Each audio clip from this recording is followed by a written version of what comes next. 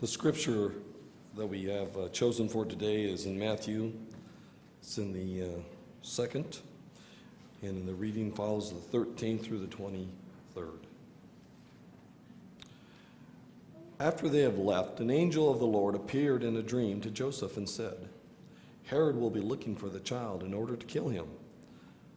So get up, take the child and his mother, and escape to Egypt, and stay there until I tell you to leave."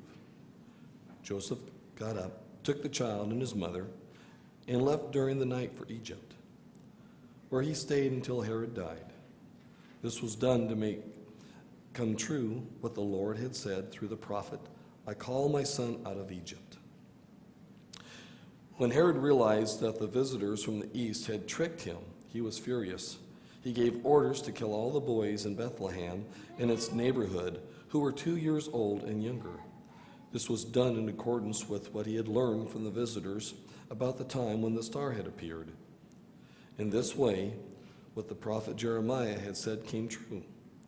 A sound was heard in Ramah, the sound of bitter weeping. Rachel is crying for her children. She refuses to be comforted, for they are dead. After Herod died, an angel of the Lord appeared in a dream to Joseph in Egypt and said, "Get up, take the child and his mother, and go back to the land of Israel, because those who tried to kill the child are dead." So Joseph got up, took the child and his mother, and went back to Israel. But when Joseph heard that Archelaus had succeeded his father Herod as king of Judah, he was afraid to go there. He was given more instructions in a dream. So he went to the province of Galilee and made his home in the town named Nazareth. And so what the prophets had said came true. He will be called Nazarene. Thanks be to God for the reading and understanding of this word. You know, when you stop to think about it a little bit, Joseph is a lot like us. You know, if you really stop to think about it, we know who Adam and Eve are, right? Yeah, there we go. And we know who Noah is and his family. Well, I like to think that, here we go.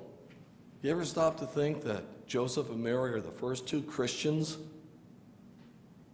You know, we always think of them being Jewish, but the thing that happens is, can you imagine what they just went through? We celebrate Christmas in a way that I guess you would say is quite large. We can see many, many facets of lights. We can see the whole world separated into different time zones. If we have the abilities today with the technology that we have, is we could watch a different country every hour around the whole world in what we do.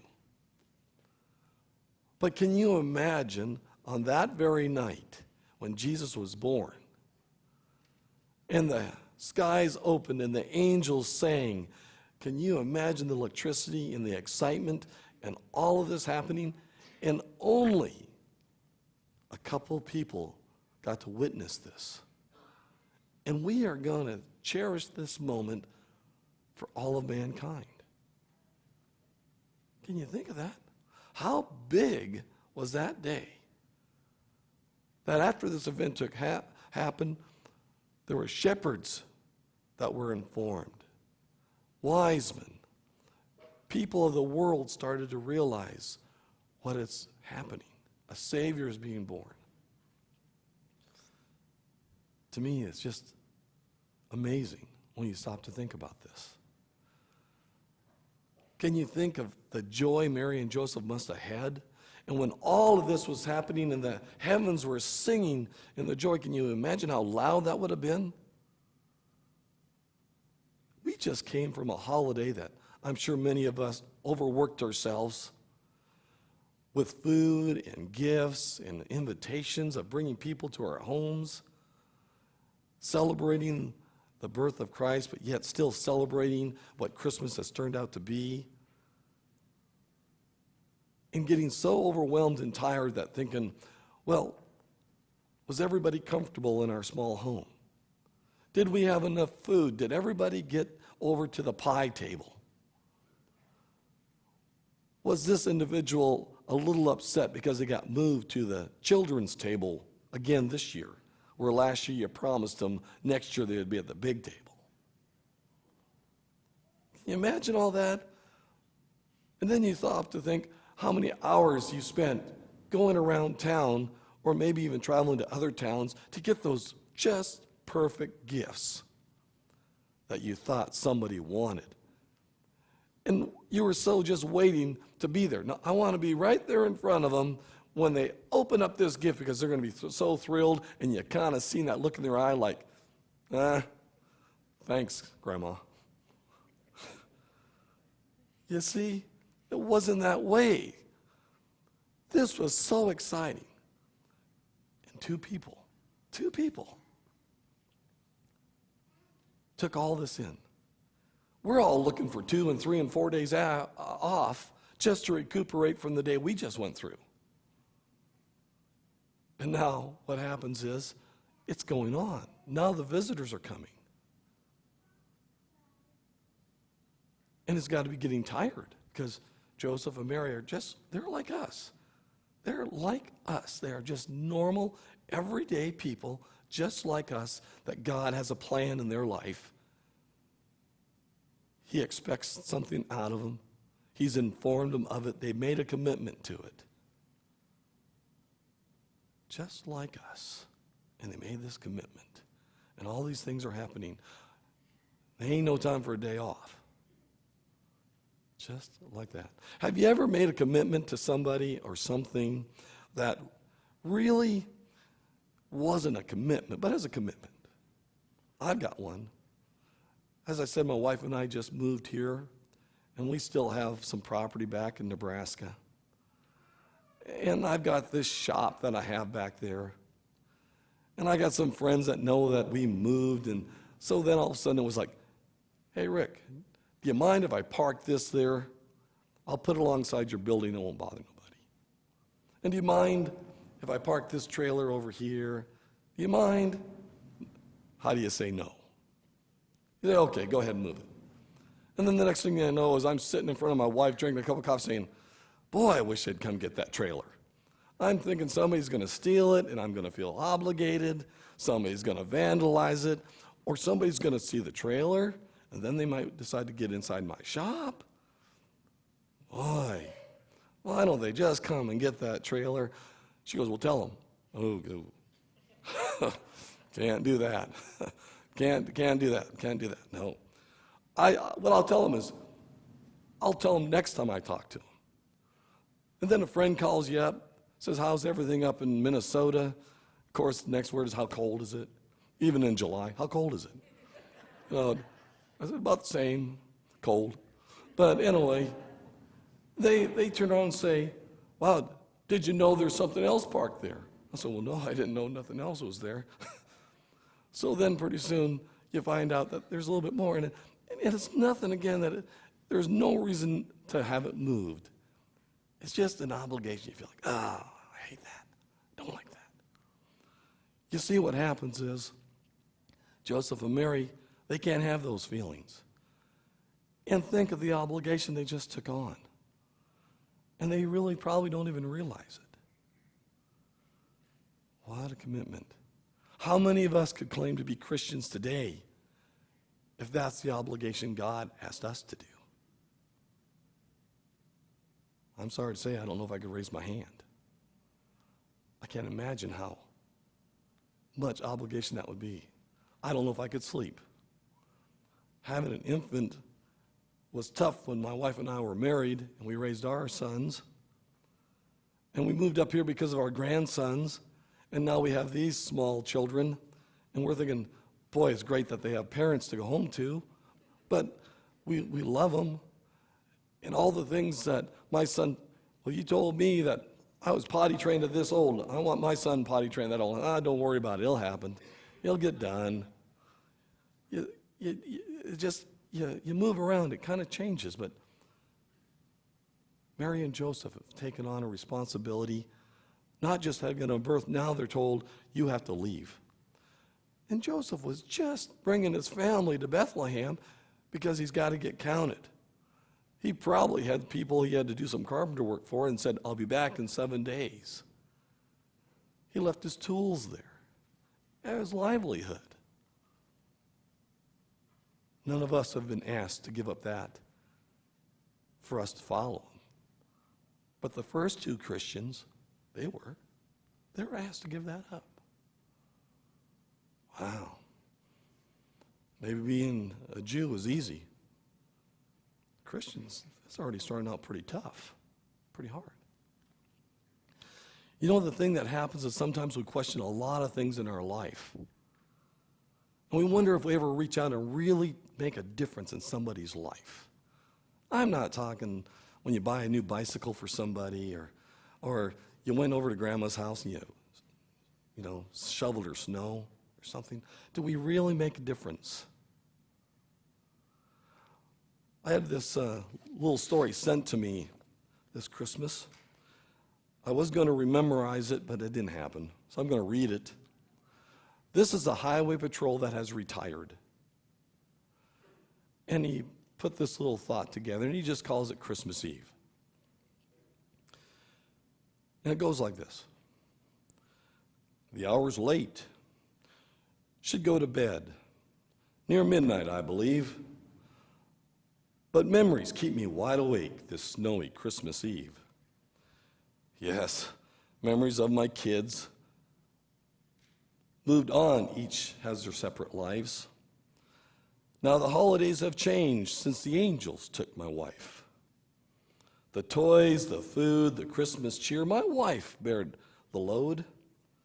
'Cause I worked most holidays, state trooper on the road. Just sitting in my easy chair, so many years retired, I reminisce sometimes gone by, all that has transpired. Of all the many happenings, there seems to come to light, a multitude of them occurred right on this very night. A drunken woman in a wreck who died on Christmas Eve, leaving memories of a tragic case most people can't believe.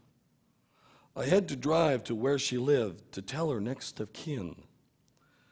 Found the rundown mobile home she had been living in. The person answering the door I still recall today. A little girl about 4 years old said, "I'm Sue McKay."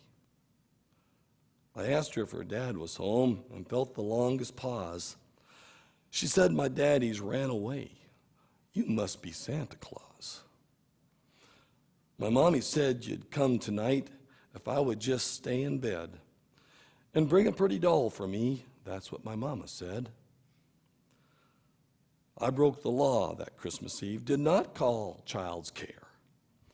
They merely just put her in a room, and I could not bear. I picked her up and took her home. My wife tucked her in bed and wrapped a pretty doll for her, just like her mama said.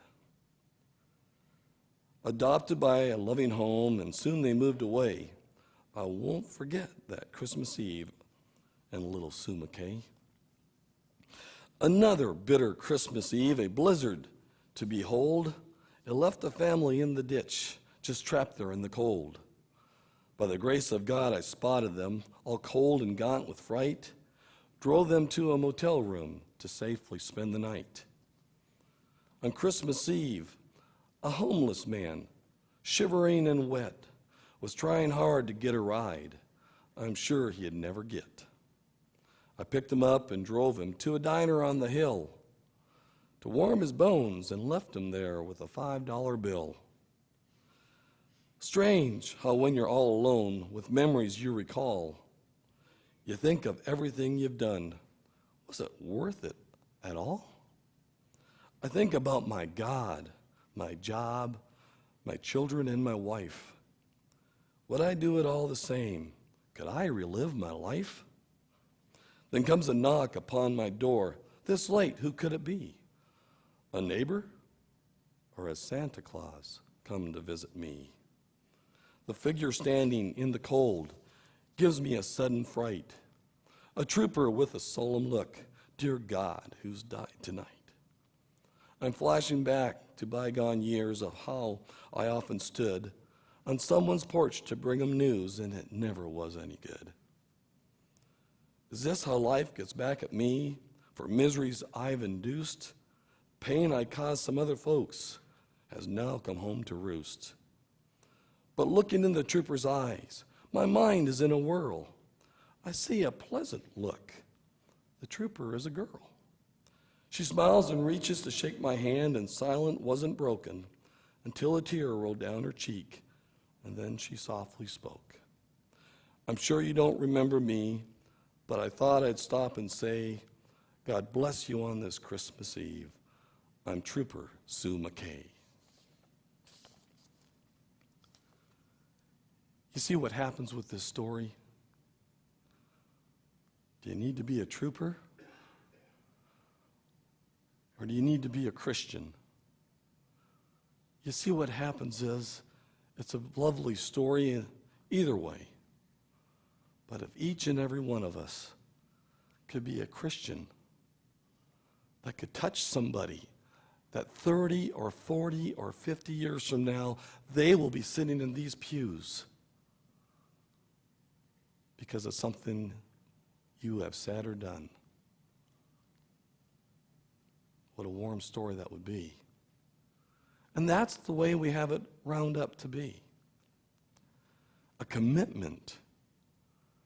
It's our commitment to spread the good news and the love that came that first Christmas. Yeah, it's our job.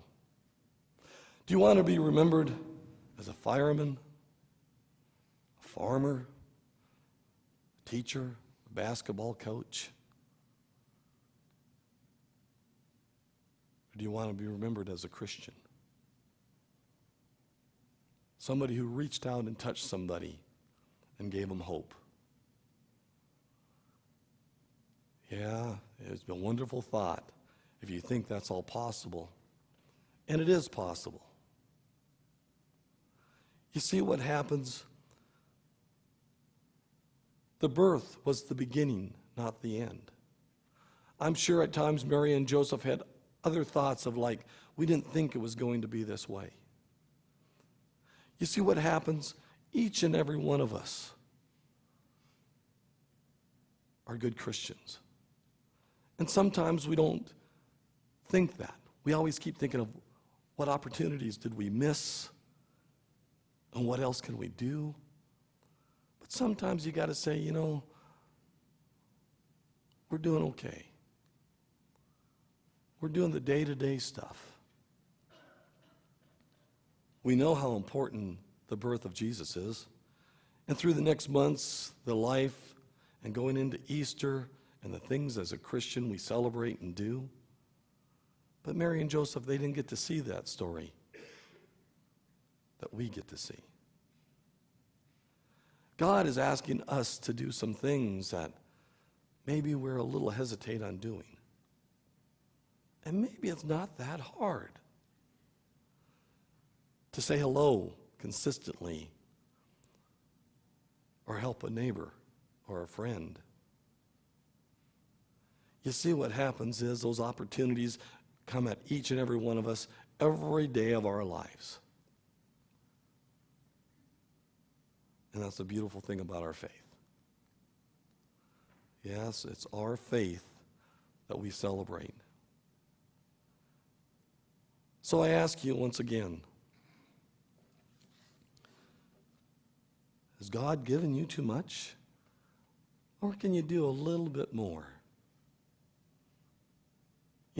Most of the things we celebrate and we see and we talk about, we're coming up in football season, and there's going to be a national championship football college team. One game is going to decide that. But there's young men out there that have committed their whole lives to a sport,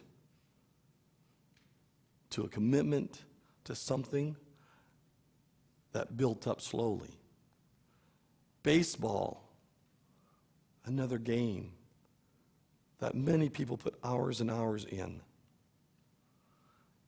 You know what happens is, if you decide to live a Christian life and you do it a little at a time, each day,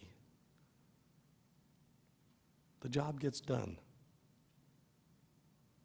And that's what we're trying to do. Oh, the big things that happen are wonderful and great, and they're nice to talk about.